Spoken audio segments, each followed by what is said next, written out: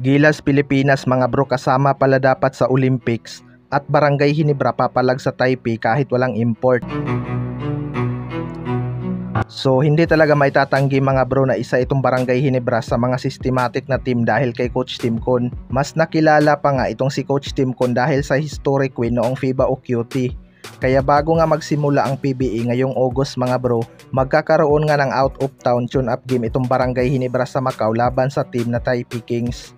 Lalaban nga itong Barangay Ginebra na walang import mga bro dahil August 4 pa nga ang posibleng pagbabalik ni Justin Brownlee. Pero hindi naman ito ganun ka big deal kapag natalo ang Barangay Ginebra dahil tune-up game lang naman ito. Pero mas maganda nga kapag naipanalo ng Barangay Ginebra ang laban upang tataas ang kanilang moral. Dito din masusubukan ang Barangay Ginebra kung kaya ba nilang makipagsabayan sa mga team sa ibang bansa kahit walang import. Pero nandyan naman ang kaka-champion lang sa William Jones Cup na si RJ Abarrientos at ang kanilang mga nakuha sa trade na si Nabin Adamos, Isaac Go at Stephen Holt mga bro.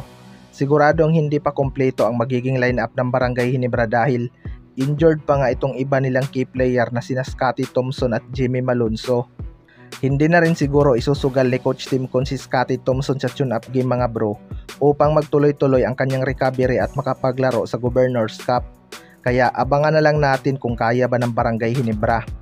Sa kabilang banda naman mga bro, Gilas Pilipinas kasama pala dapat sa Olympics. Isa na nga siguro sa mga pinakamahirap maabot ng ating bansa sa Olympics mga bro ay ang men's basketball.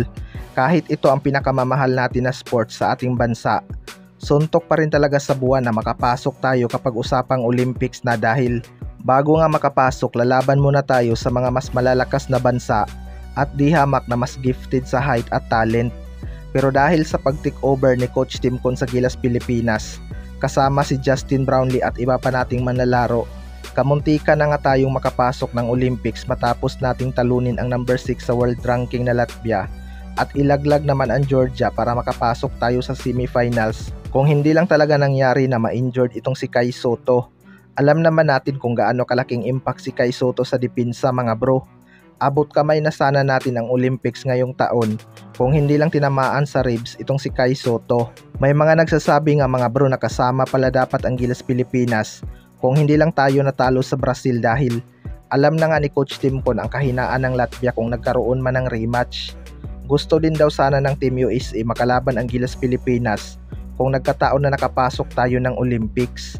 Alam naman natin na may mga player nga ng USA ang nakapunta na ng Pilipinas at nagustuhan talaga nila kung paano natin minahal ang larong basketball. Kaya babawi na lang tayo next Olympics kung papalarin.